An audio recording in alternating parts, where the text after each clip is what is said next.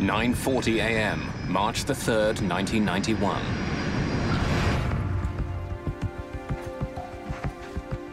After a short 17-minute trip from Denver, United Airlines Flight 585 is on final approach into Colorado Springs. It looks like a perfect day for flying, but there's trouble in the air.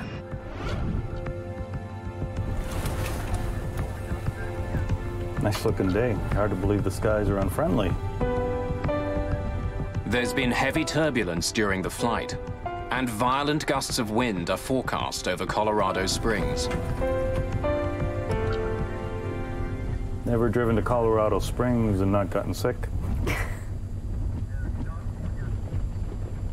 At the controls is 52-year-old Captain Harold Green, a pilot with 20 years' experience and a sterling reputation. Green's co-pilot is Patricia Eidson. At 42, she's one of the first female flight officers in United's history. Flight attendants, prepare for landing.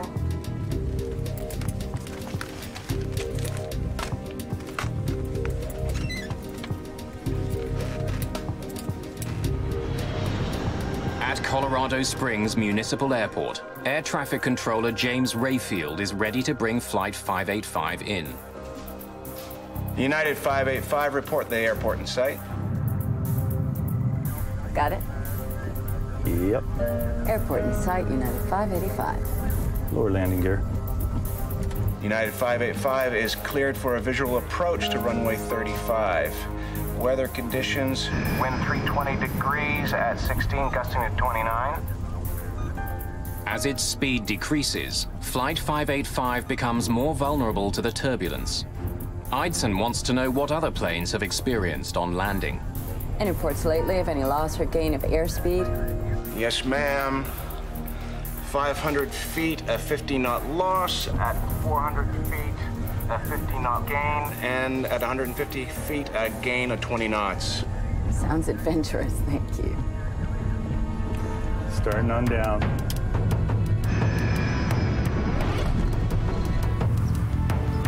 Less than 3 kilometers from the airport, retired policeman Harold Darnell is on his way to a local flea market. A kilometer overhead, Green and Eidson focus on keeping their speed constant as they descend. Wait, a 10-knot change here. Yeah, I know. Awful lot of power to hold that airspeed. As United 585 approaches the runway, Darnell feels something strange.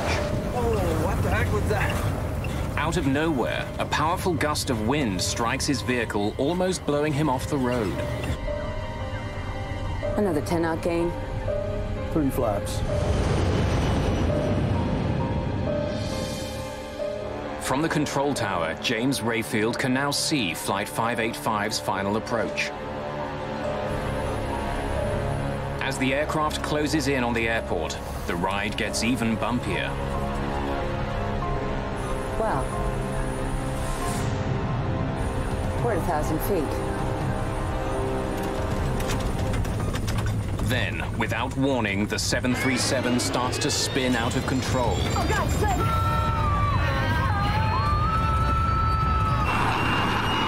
15 flaps! 15!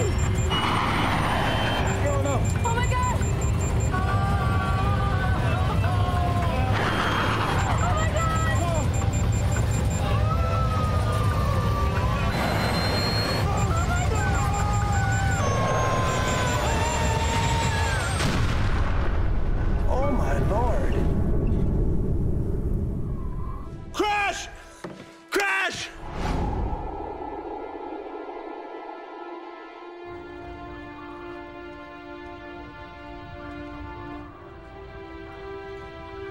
Rescue workers arrive within minutes, but there's almost no sign of the 737. The shattered remains of the 38-ton jet lie buried in a fire-blackened impact crater.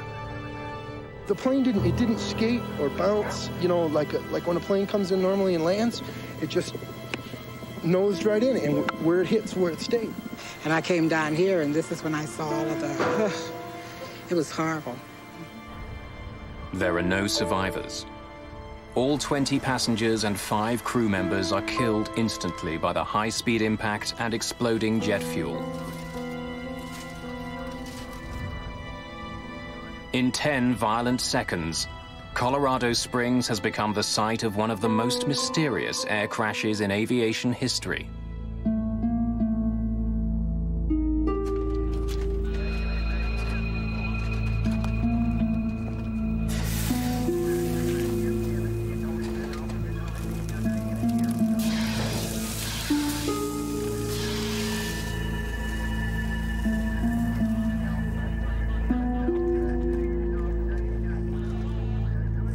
By nightfall, investigators from the National Transportation Safety Board descend on Colorado Springs. Known to insiders as tin kickers, NTSB investigators examine over 2,000 aviation accidents a year, at times by picking through the metal debris of fallen aircraft. While coroners mark the location of human remains in red, NTSB investigators mark scraps of metal in yellow, looking for clues to help them solve the mystery of Flight 585.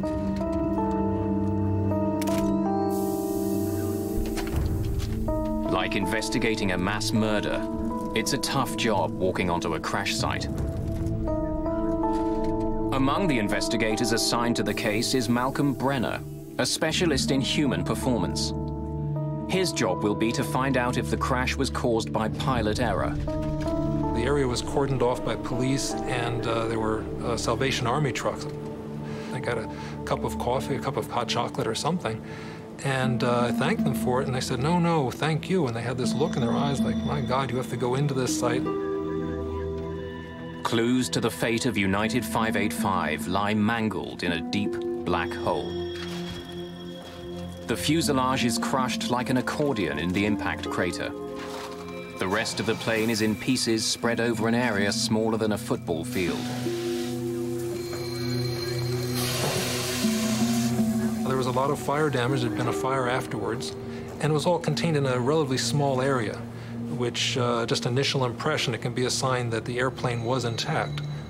If there was a mid-air explosion or something came off the airplane, you'd expect that to be a much larger site. My first sense that it was going to take some time to investigate the accident was the damage that we saw in the parts. When they're burnt and broken, the process always takes longer.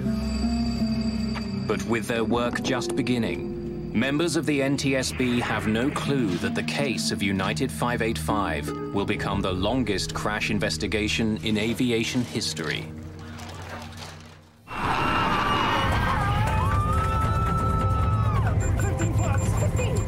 A clear late winter day in 1991 turned deadly in just 10 short seconds. Moments from landing in Colorado Springs, United Airlines Flight 585 fell out of the sky at 370 kilometers per hour. Crash! Crash! All 20 passengers and 5 crew members died.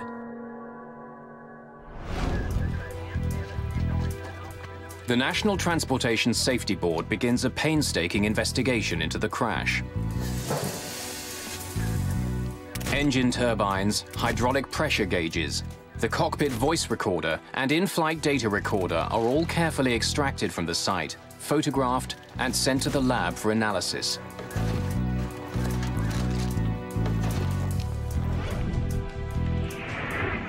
An important first step in the investigation is the analysis of the cockpit voice recorder. With pilot error a factor in 70% of air disasters, Malcolm Brenner's job is to see what role pilots Green and Eidson played in the crash. This crew was, and I felt this at the time, was one of the more impressive crews that I'd ever dealt with. There was a little bit of tension release, a little bit of humor. The captain said, "Never driven to Colorado Springs and not gotten sick?" The first officer suggested that they add extra speed as a safety margin. The captain agreed with it. It was good interaction. Got it? Yep. Airport in sight, United 585. Lower landing gear. This is a sense of an excellent crew caught randomly, if anything. So again, that was my first impression, is that this would be consistent more with a hardware situation. As more about Flight 585 becomes known, mechanical failure becomes a serious suspect. Just seconds before it crashed, the plane rolled onto its back and spun wildly out of control. Investigators wonder if the sudden motion was caused by the plane losing an engine or a wing. From the state of the aircraft on site, it's clear that it was intact at the time of the crash. What investigators don't know is if the engines were still working at impact.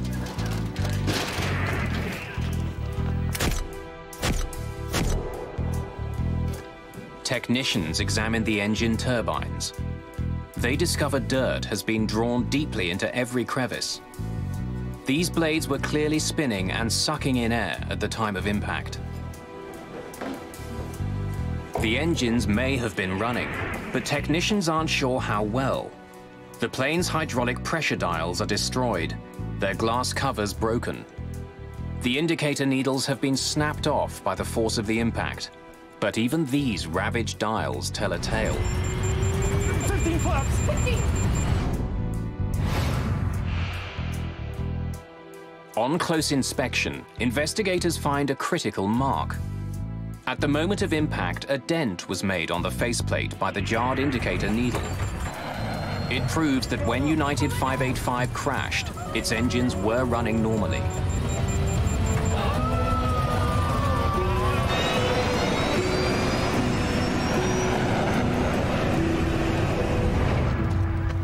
With engine failure ruled out, there seems to be only one other mechanical explanation for why 585 suddenly rolled over and then fell out of the sky. It appears increasingly likely that the plane had suffered a catastrophic problem with its flight controls. Investigators quickly become suspicious of the rudder at the back of the tail.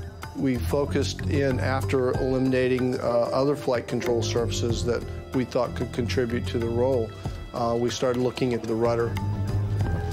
Bring that up so I can take a look at it. Investigators begin their examination of the rudder on site, but the violence of the crash makes the job extremely difficult. Almost nothing left. Most of the plane's parts are too crushed or burned for testing, but a vital component is still reasonably intact. The power control unit, or PCU. Used constantly during flight, especially during landings, the PCU performs like a car's power steering. When the pilot pushes on a rudder pedal, the PCU uses hydraulic fluid to convert gentle movements of a pilot's foot into the pressure needed to move the 737's enormous rudder. The heart of the PCU is something called the dual servo valve. Shaped like a soda can, it has two slides which glide past one another, directing the flow of pressurized hydraulic fluid that moves the rudder. This servo valve is very unique, that it is, in effect, two valves in one, and that creates a whole range of interactions that don't occur in a more conventional hydraulic valve. When a technician opens the power control unit, chips of metal are found floating in the hydraulic fluid. It's a disturbing find. These particles could cause the servo valve to jam, making it impossible to work the plane's rudder. It's a chilling prospect. Could a microscopic fault bring down a 38-ton jet? It's difficult for Phillips to tell. While more intact than much of the wreck, the PCU and dual servo valve are both damaged. The airplane crashed and burnt in a pretty confined area, and there was a lot of damage to the flight control components and the things we were testing and needed to test and look at. The more damaged the components are, the harder it is to take measurements and do functional testing. To test what he does have, Phillips travels to California, to the labs of Parker Hannifin, where the rudder control unit is made.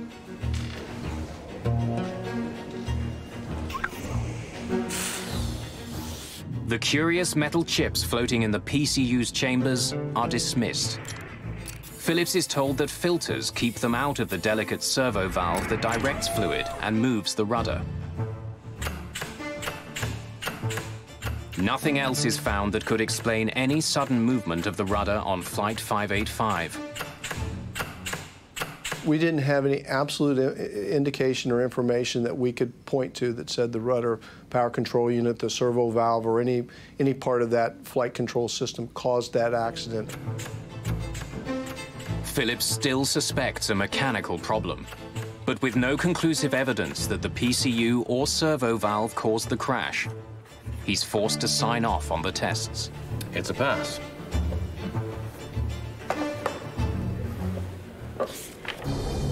With Phillips at a dead end, only bad mountain weather remains as a primary suspect. An expert on weather-related aviation accidents, Greg Salatolo is trying to determine if heavy winds on the day of the crash were a factor. There is a history of events where there have been airplane accidents attributed to mountain waves or rotors. In 1966, a BOAC 707 near Mount Fuji disintegrated in a mountain wave and rotor. High winds crashing over mountain peaks leave so-called wind rotors in the lee side.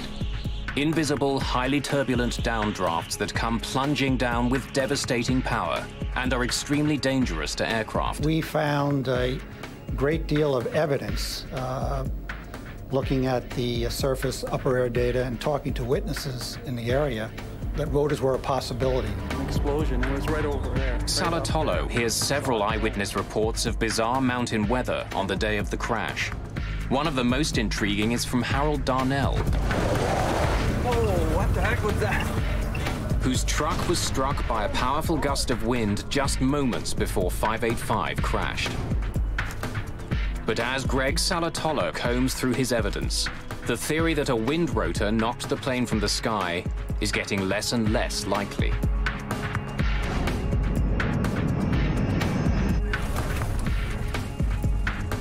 Nice looking day. Hard to believe the skies are unfriendly. Wind rotors are areas of extremely low barometric pressure. So if Flight 585 did pass through one, its altimeter reading would have spiked as the plane was blown suddenly upwards. There was no evidence that we saw that on the flight data recorder of 585. What the flight recorder did show was a fast and deadly drop in altitude as the plane fell to Earth.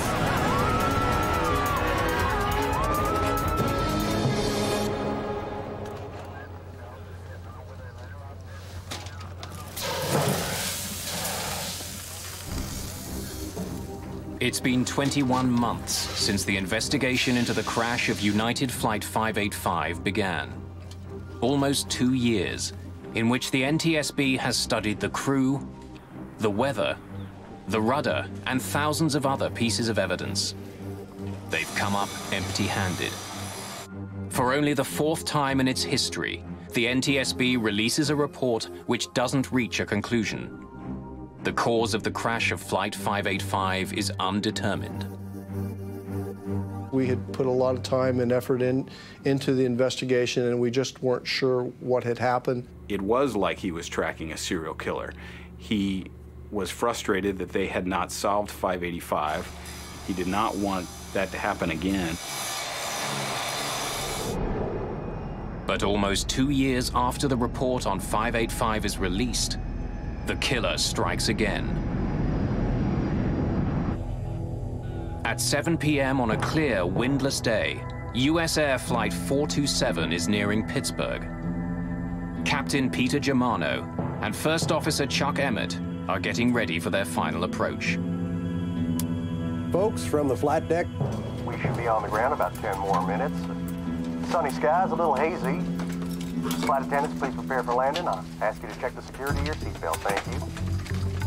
US Air 309, descend and maintain 6,000.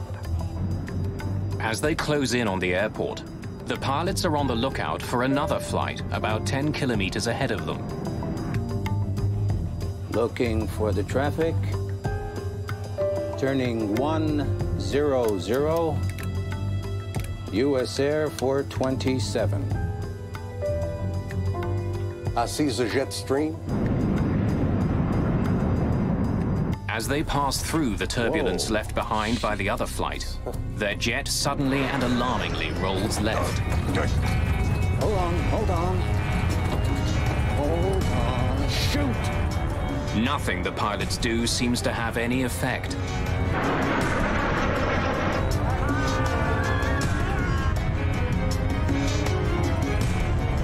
What the hell is this? What the? Go! Shoot! God. Oh, God. 427, emergency!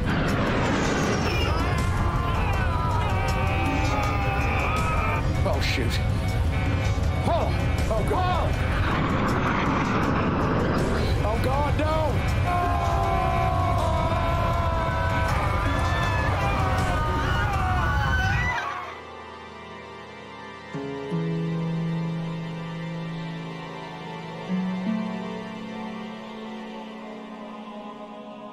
Rescue crews arrive quickly, but the fate of Flight 427 is tragically clear. There's no hope for the 132 passengers and crew. The human carnage is so bad, authorities declare the crash site a biohazard. US Air 427 accident was the first US accident where biohazard suits were used, and it made it more difficult. They were uncomfortable, they were hot, and to this day, when I put on a pair of rubber gloves, for any reason, I'm instantly transformed back to the site in Pittsburgh. Captain John Cox, a 737 pilot and a flight systems specialist with the Airline Pilots Association, is asked to join the team investigating the crash of Flight 427. As coroners attempt to collect human remains, NTSB lead investigator Tom Houter already knows his hunt for clues will be long and painstaking. When we first arrived at the crash site, well, first of all, there was no aircraft there. There were only bits and pieces of the airplane. It wasn't really recognizable as an airplane. With the help of eyewitnesses, information from the flight data recorder and the cockpit voice recorder, investigators begin to quickly see some striking similarities between 427 and the unsolved case of United 585. In fact, they seem to be mirror images of each other. On final approach, United 585 rolls right, while US Air 427 rolls to the left. Oh, God, flip! Hang on, hang on. Both crews are caught by surprise, and after just a few terrifying seconds, both aircraft plummet straight into the ground. Certainly the whole team was aware of the previous accident with United 585 in Colorado Springs. We try to keep that in the back of our minds and take a look at this one as to what it presents to us. As the investigation continues, the list of similarities grows. 427's engines were also attached and functioning at the time of impact. But for all the similarities, there's one important difference. Unlike United 585, as US Air 427 approached Pittsburgh, weather conditions were dead calm. Folks from the flight deck, we should be on the ground about 10 more minutes. Sunny skies, a little hazy. Taking a look at the flight data recorder information, the aircraft's approaching Pittsburgh. It's an extremely smooth night. There's just no turbulence at all. The pilots are relaxed. They're talking about the landing. Flight attendants, please prepare for landing. I ask you to check the security of your seatbelts. Thank you. As he did in the case of United 585, Greg Phillips will once again lead the investigation into the mechanical aspects of the crash. Almost immediately, he makes a promising discovery. Miraculously, much of US Air 427's tail and rudder appear intact.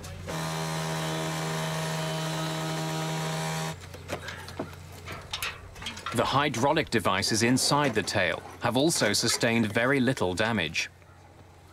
Phillips and Houter prepare to send the parts to the manufacturer, Parker Hannafin, for testing as soon as possible. They need answers. pressure on the NTSB to solve the accident is growing quickly. Not only are the crashes of flights 585 and 427 disturbingly similar, both of them involve the same kind of airplane, a Boeing 737. But with serious questions being raised about the plane's safety, billions of dollars, and perhaps the airline industry itself, are at risk. We couldn't live with the fact as investigators of having 2 unsolved 737 accidents. The airplane is in too much use, too wide a use around the world. It carries too many people every day. Unsolved was not an acceptable answer. If 427 was an undetermined accident, we could not find the cause of this accident, there was a great chance that if there was a third accident with the 737 fleet under similar circumstances, that the 737 fleet would have been grounded. Careful with it. The investigation into the crash of Flight 427 may be the most important in the history of the NTSB. But it won't be easy. Answers are still years away. In just 3 years, 2 Boeing 737s have crashed in the United States with no survivors. Site United 585. In both cases, the planes were moments from landing. Flight attendants, please prepare for landing. And in both cases, the planes were under full power, but the pilots were unable to control their jets.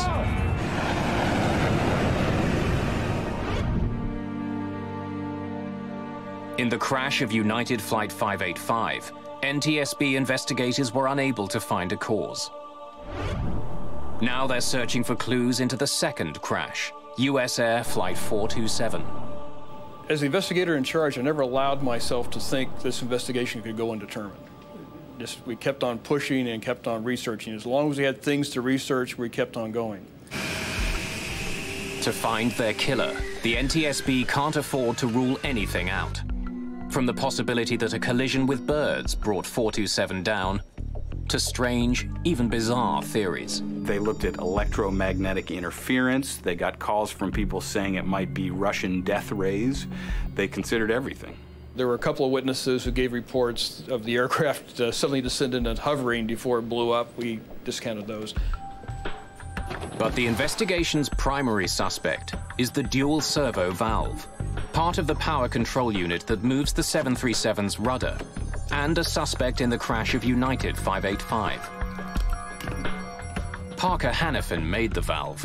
At its lab in California, investigators look inside the main cavity of the US Air Power Control Unit. Just like in the earlier crash, they find tiny chips of metal floating in the hydraulic fluid. But once again, Parker and Boeing repeat their claim. Filters designed to stop any debris from interfering with the delicate metal slides have done their job. Investigator Greg Phillips wants to be absolutely sure.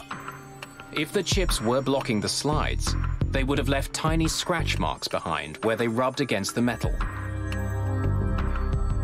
But Phillips can't find any. Another pass. Okay. Phillips has technicians put the servo valve from Flight 427 through as many tests as he can think of, trying to find a weakness. If he can find one, it could explain why 2 planes were ripped from the sky. But he comes up empty. That unit passed all its operational tests. There wasn't any indication that it had failed, and it operated within the parameters we expected it to. Once again, the investigators are forced to shift their focus back to the pilots. By studying the plane's flight data recorder, investigators know that the jet's rudder was deployed fully to one side, what's called rudder hardover. We were definitely focused on rudder, on hardover rudder, full rudder input for about 20 seconds. It can be caused either by hardware, something unknown in the hardware, or it can be caused by pilot input. First Officer Chuck Emmett, who was flying 427, did indeed step down hard on his rudder and then held it there while the plane plummeted towards the Earth. It raised a grisly question. Was he trying to fly the plane into the ground? And looking at this, and being a pilot myself, is like, this doesn't seem like rational behavior. What the hell is this? Human performance specialist Malcolm Brenner listens closely for evidence on the cockpit voice recorder. What the? Go! Shoot! In this case, they had microphones right by their mouths, and you can hear as well as in real life or better. You can hear breathing sounds. Yeah, I see the jet stream. The cockpit recordings indicate that Flight 427's troubles began at the moment it flew through the jet wake of a Delta Airlines 727 that had just passed in front of them. Both pilots are startled by the wake. I see the jet stream. The first officer breaks off at the end of a sentence. I see the jet stream, and there's no more discussion of the jet stream or anything else. They both focus. Something happened here. Captain says, "Sheesh." It was such a smooth flight that it was the momentary jolt that they just hadn't anticipated. And with that, the pilots got on the controls and immediately, put in a rudder input.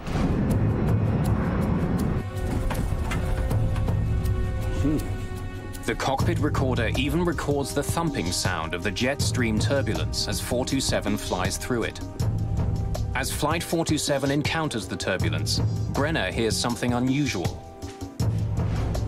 First Officer Emmett begins to grunt.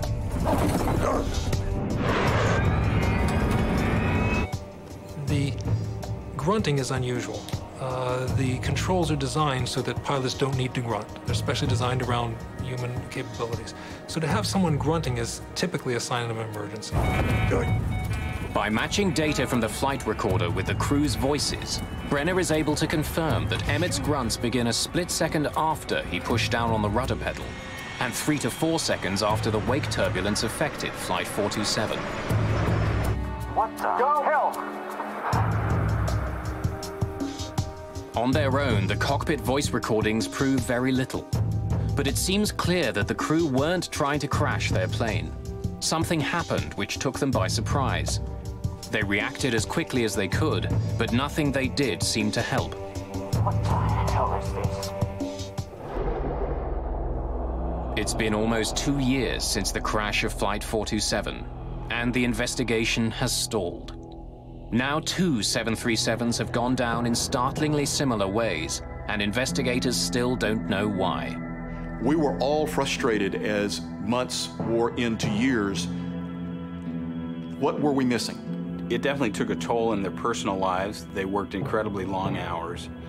They never stopped thinking about it. We were going up against an aircraft that had an incredible safety history. It was really everything you could see for 30 years. This has been a great airplane. We were trying to prove that there was something wrong with the straight A student.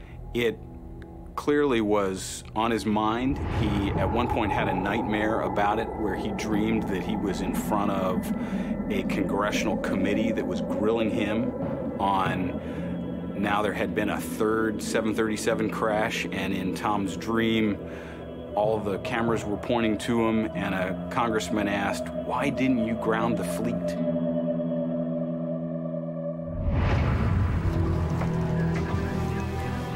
Unsure of where to look next, and with the trail of evidence getting colder, investigators need a break in the case, and fast. East Wing 517, you're clear for landing.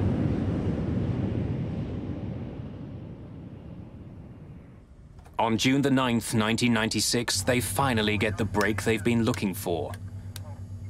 Captain Brian Bishop is on final approach to Richmond, Virginia, when, without warning, his east wind jet rolls sharply to the right.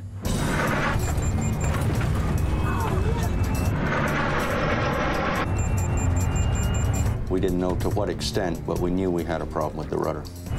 I turned the yoke the opposite direction and stood on the opposite rudder pedal. The pedal didn't move for me.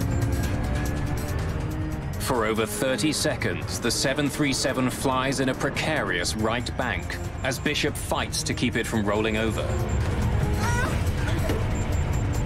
Then suddenly, the unknown forces holding the jet let go, snapping the wings back to horizontal. In a matter of seconds, it released itself and went back to normal.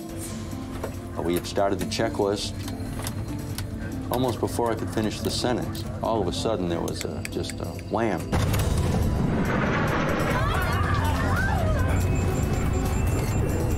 For a second time, the 737 is pushed onto its side. For 30 harrowing seconds, the 737 takes on a life of its own. Then, once again, as quickly as it began, the rollover stops. After the second time, I looked at the first officer and I said, declare an emergency. Tell the controller we have flight control problems.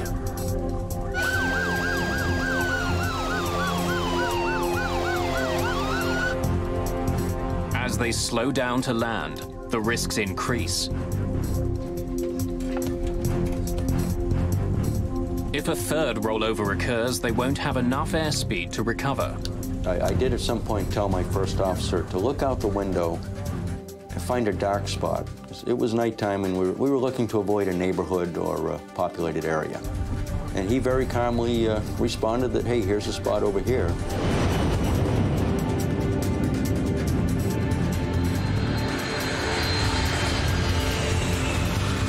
But there is no third rollover.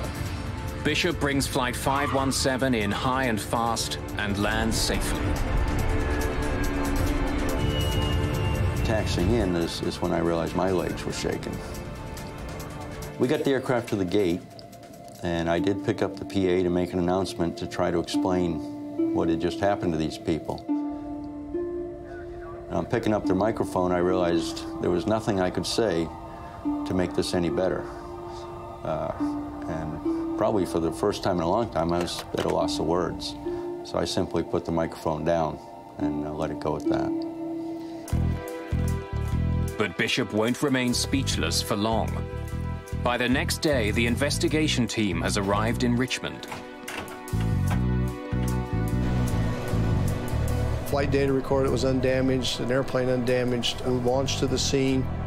The airplane literally didn't move, stayed at its location, the airport, until we got down there. There were a lot of FAA, a lot of NTSB, and they all wanted to talk to us very badly. It gave the NTSB a tremendous break because suddenly they had a 737 that had had a rudder incident that was intact, and they had a pilot who was alive and who could talk about it. I think they were much happier to have the airplane than me. I think the airplane probably gave them more to research than I ever could.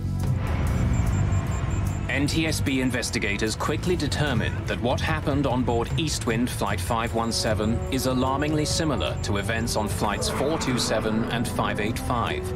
If they can discover why Bishop's 737 rolled over, they may be able to crack two mysterious and fatal accidents. And when we said, well, what happened? They said there was something wrong with the rudder pedal. The pedal wouldn't go down. I was standing on the rudder pedal and I couldn't get it to go down. My God. With Bishop's first-person testimony, investigators immediately zero in on Eastwind's rudder controls. The power control unit is removed, inspected, and then tested again and again. To the frustration of everyone, the unit performs perfectly. We tested that aircraft as is. It was intact. We went through it completely. We did flight tests with it, and it passed all tests. After a 5-year hunt for clues, a third mysterious rudder event on a 737, and a live pilot as a witness, Tom Houter still lacks the evidence he needs to crack his case. He decides to push his chief suspect, Flight 427's rudder controls, a little harder.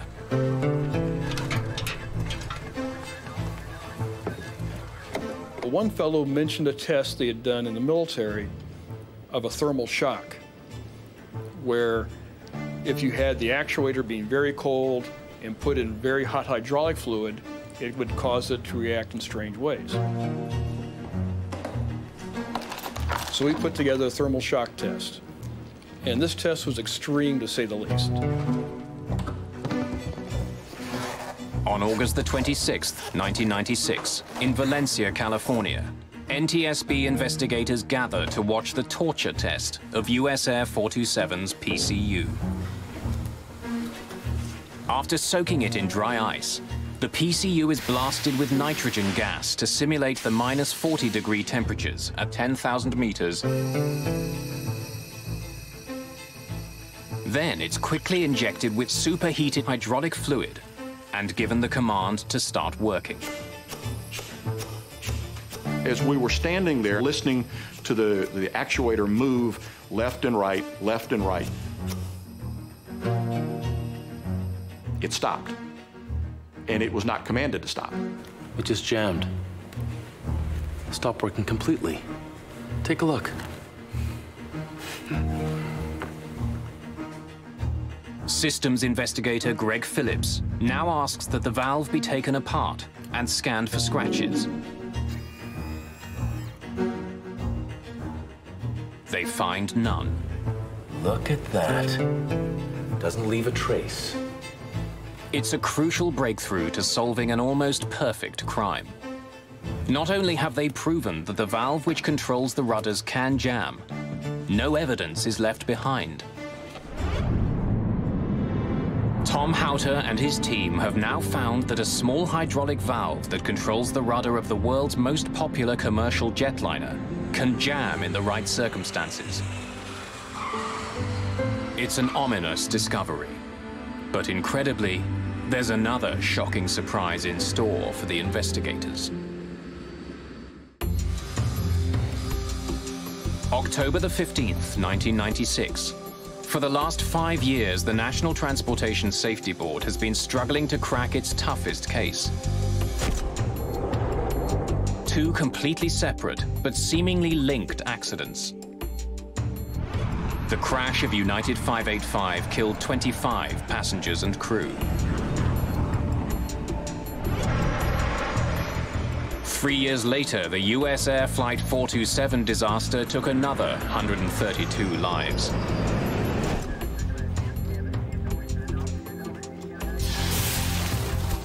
Now, after examining hundreds of clues, investigators have made a surprising discovery. A new test has revealed that under the right circumstances, the hydraulic valve that moves the 737's rudder can jam. It just jammed. But the surprises aren't over.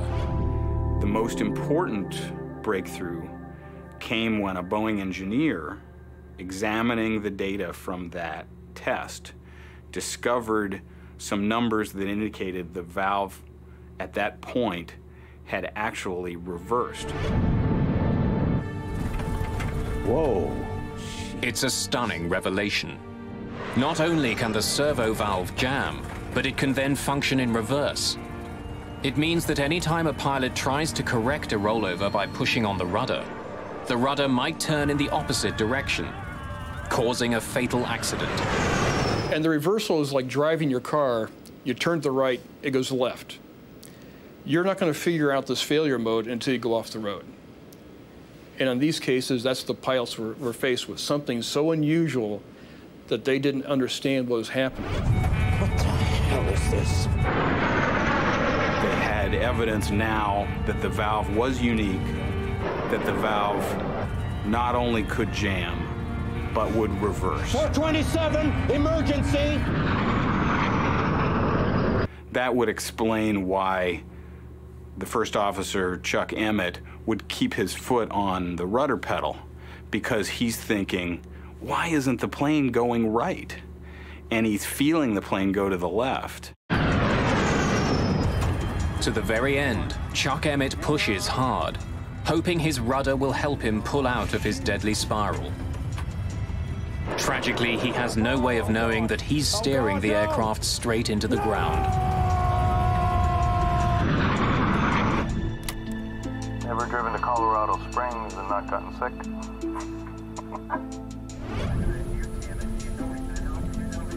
Flight attendants prepare for landing. Satisfied that they've determined the cause of the crash of US Air 427, the NTSB turns its attention to the unsolved case of United 585. Another 10-knot gain. Going back to Colorado Springs, you could follow a progression of what the captain was doing. He's close to the ground, and suddenly, under rudder reversal, he puts in a little bit of pedal. The pedal violently pushes his leg back. Oh, God! Slip! 15 flap! 15! Rudder reversal certainly fits what I know about this crew and how it fits. We were able to show the failure mode. It matched the flight data recorder from each aircraft. It fit like a glove. So we now had a lot more information we could apply to United 585. And based on that, we redid the accident report. Oh my God! From rudder reversal to impact took less than 10 seconds. 585's flight crew had no chance to save their plane or passengers. In the aftermath of the investigation, sweeping changes were made to improve the safety of the 737 and the entire aviation industry. New training protocols were designed to help pilots react to unusual in-flight events. In the 737 fleet, pilots are now trained on how to react to both rudder hardovers and reversals. The scenario of the US Air 427 accident, if the crew had the information that we have today, I believe they would have landed safely in Pittsburgh that evening. The FAA also directed Boeing to redesign the rudder's dual servo valve to eliminate the potential for reversal. Boeing spent hundreds of millions of dollars to replace the valves on thousands of 737s around the world. One thing we don't like at the safety board is to have an undetermined accident, because then we can't make a change to improve safety. So out of US Air 427, United 585, we have a much safer 737 fleet.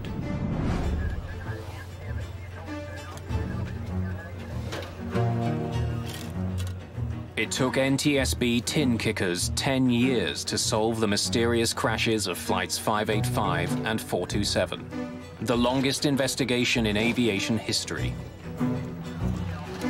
There are still some people in aviation who don't think the NTSB got it right.